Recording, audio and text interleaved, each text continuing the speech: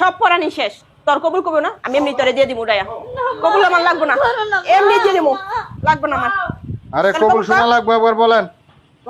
হ্যাঁ মা বলেন বলেন বলেন, একবার বলেন আলহামদুলিল্লাহ। এই ও কবুল কর। বলতেছি মা, বলতেছি, আর এমন করো না মা। তাহলে বল। জোরে বলেন একবার আলহামদুলিল্লাহ। আলহামদুলিল্লাহ। সবাই শুনছেন? আচ্ছা আলহামদুলিল্লাহ। এই জামাই আপনারা শুনেন, আপনি কি দেশে বাইরে ছিলেন, বিদেশ নাকি? হ্যাঁ, ওই দেশের নাগরিকত্ব হয়। আচ্ছা ঠিক আছে জামাই শুনেন।